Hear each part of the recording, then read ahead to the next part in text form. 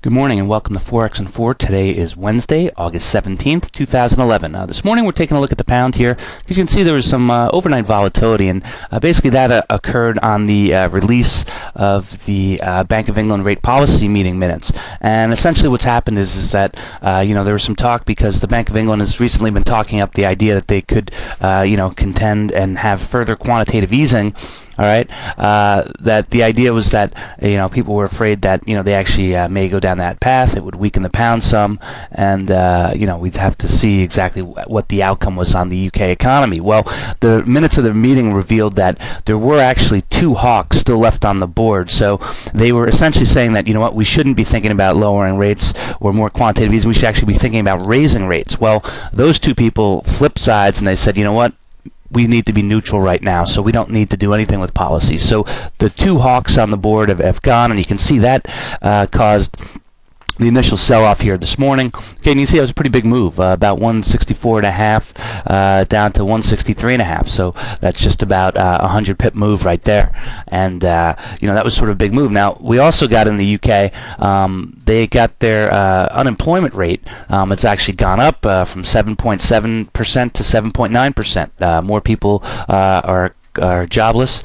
Jobless claims are up 37,000 versus an expectation of 20,000. So things in the UK are slowing, and I think the Bank of England just wants to sit by and be ready to further ease monetarily if need be. But you have to remember that yesterday we just saw the CPI data come in, okay, and it's showing inflation of 4.4%, which is awful high. And they're saying in the UK, well, we actually did project that it was going to go as high as 5% before it falls back down to 2%. Now, just for people, we haven't talked about this in a while, but the Bank of England's target rate is 2% for inflation, so they're more than double that.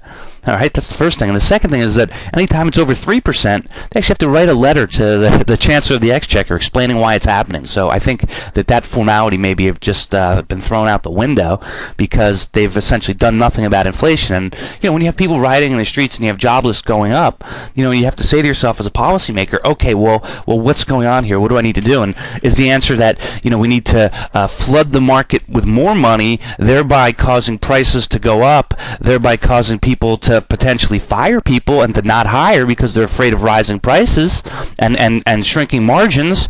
Or should they go the other way? Should they essentially attempt to raise rates to thwart inflation, okay, to keep prices down so people can afford stuff? That's a debate that we have every single day in every single country around the world, and right now I think the Bank of England is losing it. So we're gonna have to see what happens there in the UK, but that's essentially the story. So it looks like right now the next move is going to be towards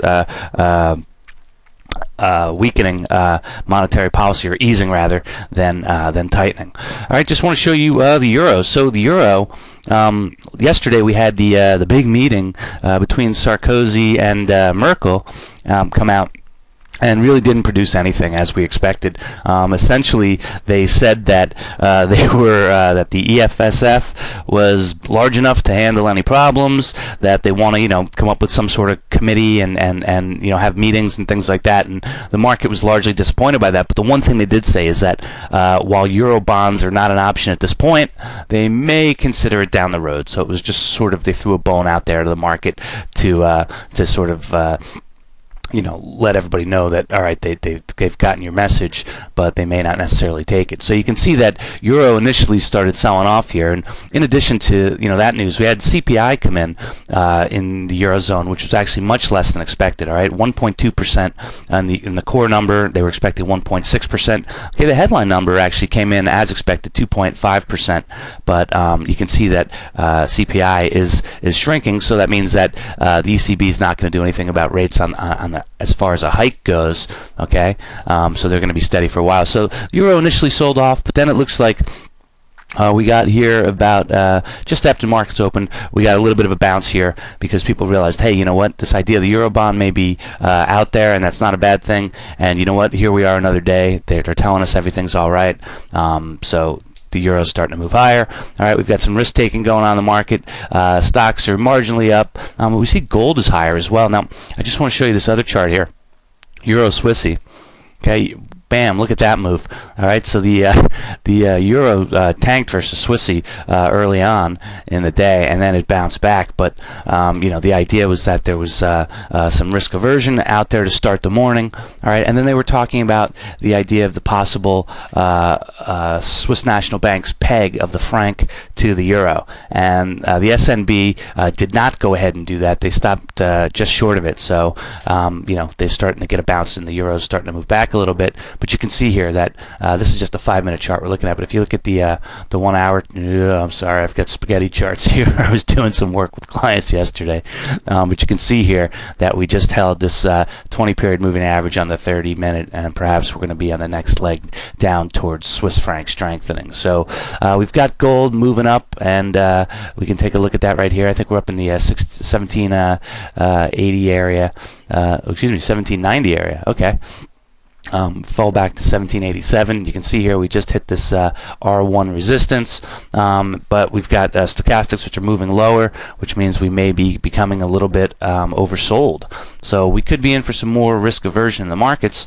And later this morning we're going to get the U.S. Producer Price Index, which it's not a huge number, but it just sort of gives you an idea of what's starting to happen. Because if producer prices start moving higher, okay, and they're starting to get out of hand, then that means that that's going to be translated over to CPI, because basically producers will pass the price along to consumers, and then that shows up as inflation. So while we don't have an inflation problem going on right now, all right, we definitely have some sort of inflation problem here in the U.S., and I think that's the problem, is that Bernanke cannot get a handle on it. Now, I've been talking about this thing called biflation for about 2 years, and I think it was a buzzword about 2 years ago, and nobody seems to talk about it anymore. But essentially, it's asset prices moving in one direction, okay, and commodities and costs moving in the other. So what you see is that you get housing, which is a huge component of CPI, all right, and house prices continue to fall, all right, albeit the pace of the fall has been slowing.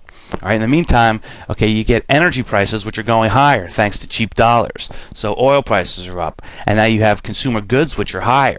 All right, so you can talk about certain things in the economy when you look at CPI and say, hey, well, look at that TV, I can buy that TV for less. But things that are like really important, like staples, all right, commodities, milk for your kids, gasoline to get to work, all right, those things are higher, and that acts as an insidious tax on everybody, all right, whether you're rich or poor. So you hear these guys clamoring for, oh, we need to tax the rich, or these other things. Listen, everybody's being taxed by easy monetary policy by the Fed, and that's a fact. And you know what? I have something that I call the menu index that I use, and it's actually pretty interesting. But I guess periodically I live here in New York, and when we order food in for delivery, they bring you your menus. Well, over the years we've just kind of hung on to them, and they sit there, and every time they send you a new one. Well, I go back and I look at the menus, all right, for all the restaurants, and you can just see that prices are going higher, all right, about 50% higher in the last 3 years. It's amazing.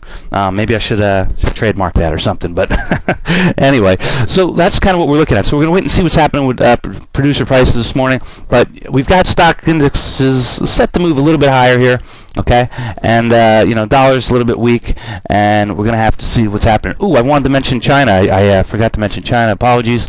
You just see right here, Aussie started off the morning. All right, whoops, let me move it back here to the 5-minute. Okay, Aussie started off a little bit weaker, but then you can see it bounced back once we got above the pivot. Okay, China is actually, now it's repegged the yuan again. They had been letting it float to strengthen, but now they've repegged it at a lower rate. So, that's showing that some of the growth is starting to slow, but nevertheless, because we're in this risk-taking mode, people are out seeking yield, which means Aussie should be up, as should the Kiwi here, which we'll just take a look there. Yep, you can see Kiwi's higher as well. So that's really what we're looking at today, folks. So keep an eye out for that producer price number here in the U.S. But other than that, we're going to have to wait and see what market sentiment is, overall. So that's what I've got for today. Good trading to all.